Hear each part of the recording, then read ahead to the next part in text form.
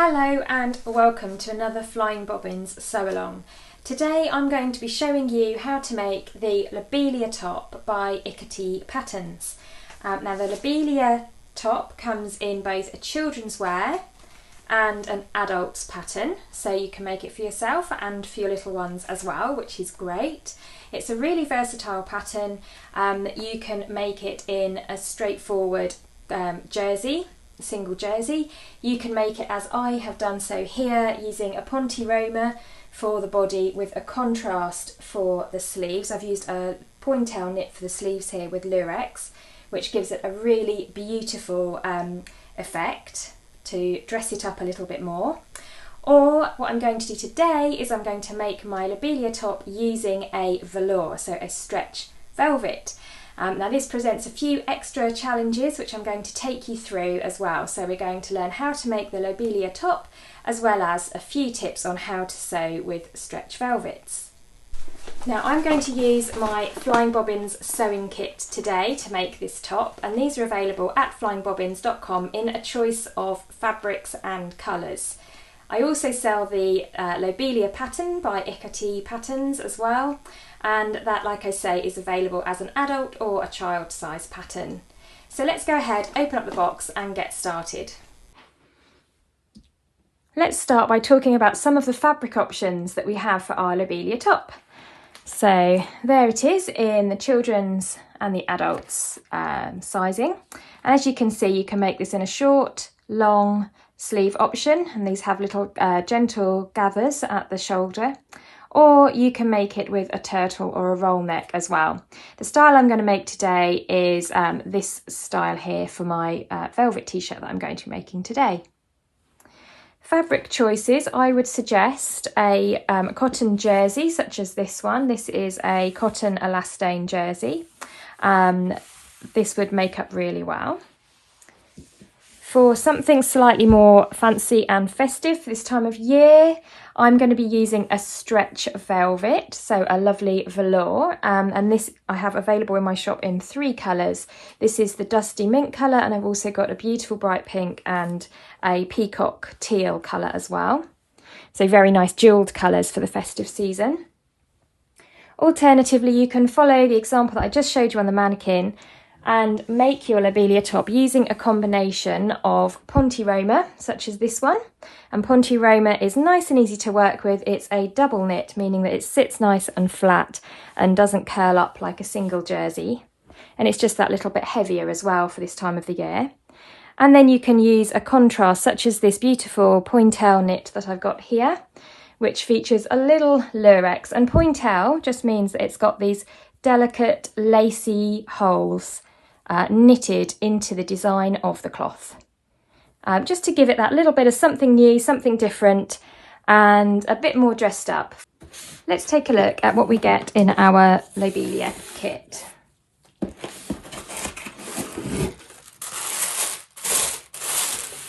Now, included in our kit, you have your pattern in the choice of child or adult sizes. I've also included a packet of hemline tracing paper, and there's a couple of reasons why, and I'll go through that later. You get your length of fabric, and I'm going to use this absolutely stunning bright pink. I just absolutely cannot wait to see how that looks once it's made. I'm in love with this colour. It's so bright and cheery. Matching Gutterman thread there, which matches beautifully. So that's what you get included in your kit, and then if you wish to add an extra, I would suggest sewing with the stretch needles, and I'm going to use a size 75 for that, and these stretch needles are good for sewing with the velour. If you're sewing with the jersey or the Ponte Roma options, then you can use a medium-sized ballpoint needle. Now, as well as this, you're going to need your basic sewing kit, so your dressmaking scissors or a rotary cutter, depending on how you wish to cut your cloth out, your pins and or wonder clips to hold everything together, a chalk pen to mark everything with, some thread snips, and a tape measure to help you choose your size. You're going to need either your sewing machine or your overlocker threaded up with your coordinating thread, and your ironing board set up as well to press as we go along. Now the very first thing to do, as always, before we start any sewing project is to prepare our fabric. So you will need to go and pop this in your washing machine to eliminate the possibility of any shrinkage once your garment is made. And you're going to want to wash that at 30 degrees on a short spin or hand wash cycle. Don't tumble dry. I would hang to dry somewhere where it can hang with the weight supported, and shift your fabric around as it dries to eliminate it creating any bumps or stretches. And that applies the same advice whether you're using the velour or whether you're using a regular jersey or Ponte Roma. Always a good idea to wash your fabric first to prepare it for cutting. Now the next thing to do is to choose which style and size you want to make. So you've got your 4 style choices there. If you open up your envelope, inside you will find a booklet, and this is printed in French and English. So there's the French and the English language version of the instructions. And you will go through, they've got a lot of information in here, including on the next page how to pick the right size. So you've got French sizes there, and you've got your height, chest, waist, hips and biceps. So if you just measure yourself, it's in centimetres here and in inches and underneath, and that will help you choose which size you want to go for. And I'd say this comes up pretty true to size with about a typical amount of ease. It isn't a very tight fitting t-shirt. So for example, it's got a lot more ease in it compared with the Agnes t-shirt by Tilly and the Buttons, which is quite tight. So you should find that you can be quite accurate with your measurements there and go for the size that relates to your measurements. And the same applies for the children's wear option, where you will find your size, some slightly smaller size chart there on page 5. If you're making this as a gift and you don't have the child that you want to measure available, I always just have a look at Marks & Spencer's or Next and look at their buying guides and just correspond the age of the child back to here, so that I just kind of go on those websites to find out what size I should be using. They give it to you in age there, but as we all know, the children tend to grow in different growth spurts, so you might not always be true to size with children's wear. Let's take a look at the pattern. And for the remainder of this tutorial, I'm going to focus on the adult's top. However, it's exactly the same instructions for the children. So just bear in mind that obviously the pattern pieces will be a lot larger. And so there's my pattern all laid out. And you can see now by looking at this why I've included the tracing paper. Well, there's a few reasons actually. The first one is if you're making the children's version, it's always a good idea to trace out children's patterns, because then you can use them again and again as the children grow up and go up in size. With the adults pattern, as you can see here, the pieces have been laid over the top of each other, so you are going to need to trace them. So the back panel here sits over the top of the sleeve and so on. It's just a way for them to economise on the printing, and it does mean that you have to trace out your pieces, but then the good thing is you have an intact pattern which you can use again and again if you're making it for other people. Now, the other thing worth mentioning is if you are making this top in the velour, velour does not like to be cut on the fold. So it's a little extra work, but a good idea when you're tracing out these pattern pieces is to trace them out flat. So for example, with the back piece here, you would trace out one side and then flip it over and trace out the other, so that rather than cut out that back piece on the fold, you will be cutting it out flat. So you will have an entire new pattern piece with the entire back panel. When you fold velour or velvet in half, the pile can walk. It can move around, and so unlike with a stable non-pile fabric, when you're folding it in half, it doesn't stay put. And what you might end up with is a non-symmetrical piece, which will make sewing it together very, very tricky and not a great finished result either. So with sewing, sometimes, you know, you have to do a little bit of extra preparation to save time further on down the line, and it really is a worthwhile thing to do, to trace out your pattern pieces on the flat, so that when you're sewing with your velvet or velour, it will become a lot easier for the cutting out. And I'm going to go into that in detail in a minute and show you just how I do that. Whilst I've got the pattern laid out like this, I wanted to show you a little tip for choosing sizes. If you're in between size and you don't know which one to go for, you need to find a top that you know fits you and fold it in half, nice and neatly.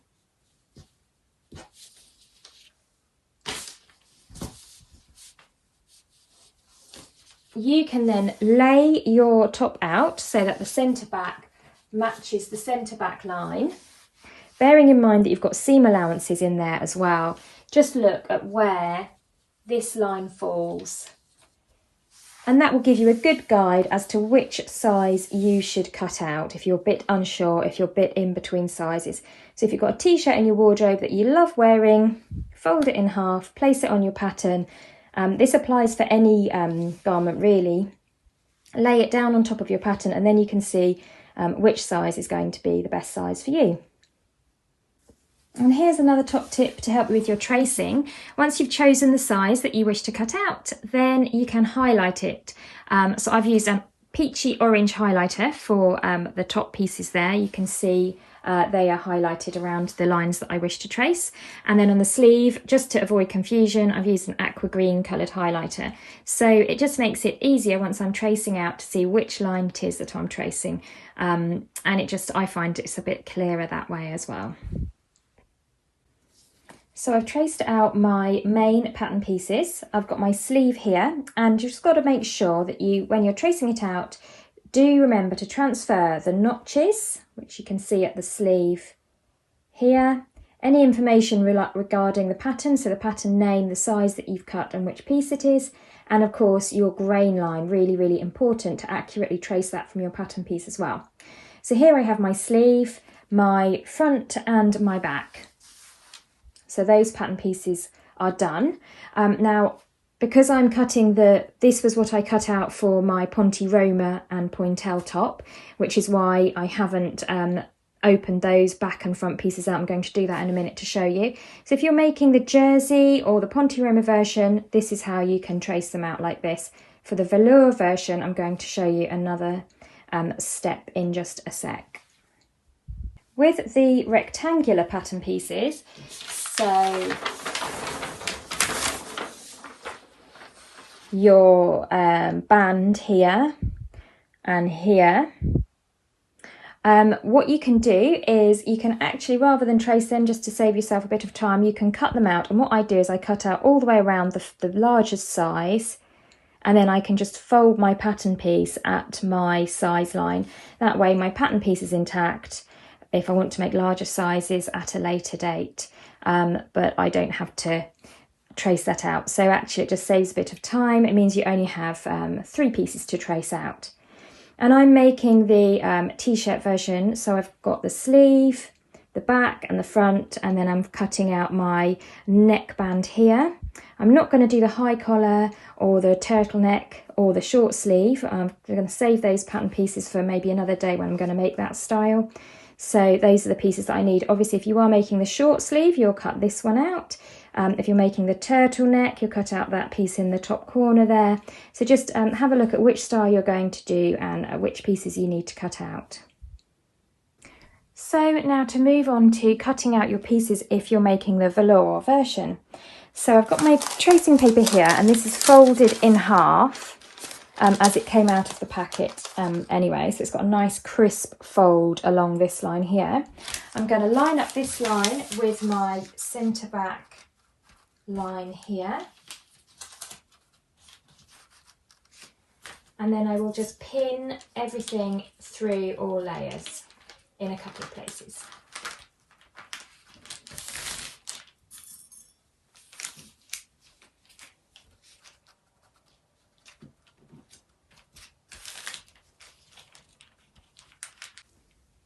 Now I don't want my paper to slip around as I'm tracing, so I will just tape it down in each corner.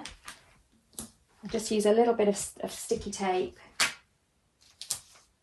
just to hold my pattern down and secure it to the table.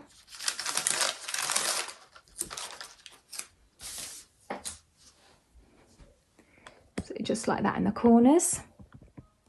And my tracing paper folded in half, centre back line there, and everything pinned through. So I'm now going to trace through, and this is where if you've highlighted the lines that you need to trace, it does help you a bit as well to see through both layers of tracing paper.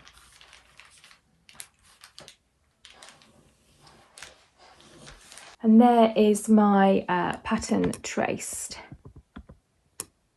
So I just now need to put on any markings that are important. So really checking for, obviously you've got your centre back there. Checking for any notches that are on the pattern.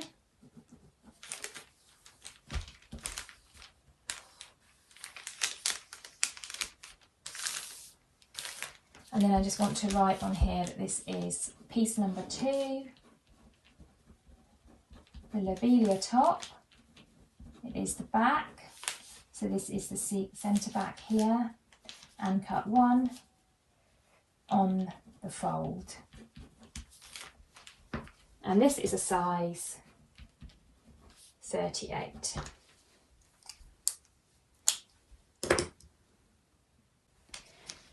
So I can remove the pins now.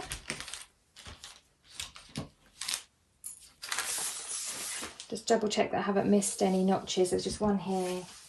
That's it. I can now use my paper or my craft scissors to just cut out around my new pattern piece.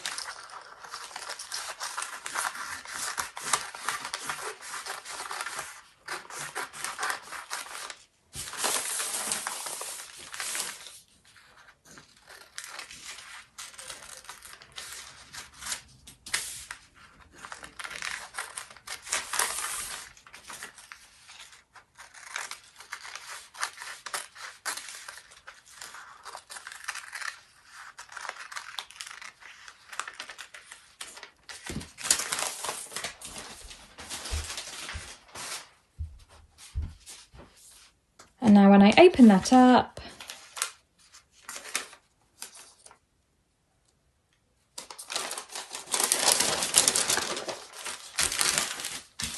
I have my entire pattern piece ready to go. One thing, really important, transfer the notches, trace them off so that you've got the notch on both the left and right hand sides of your pattern.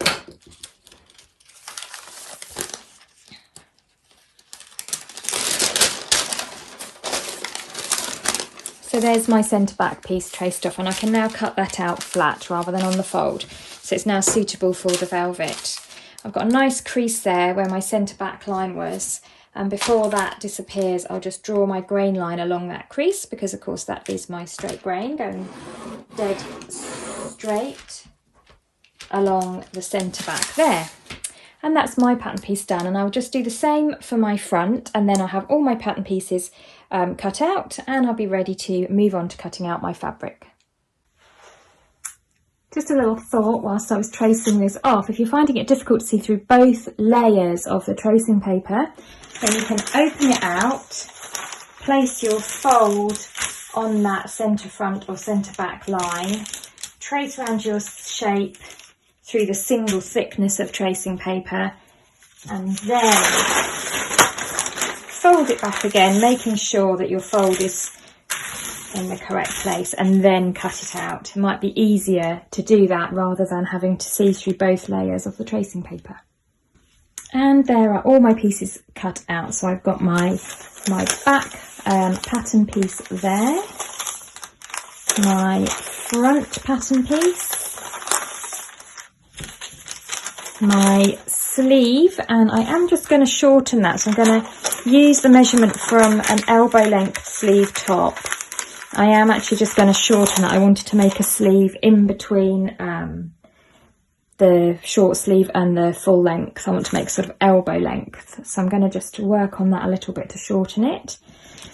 And then I've got my neckband there, which I've just cut out, and then I'm going to fold that back at the corresponding size. So my paper pattern is cut out, and I am now ready to cut out my fabric.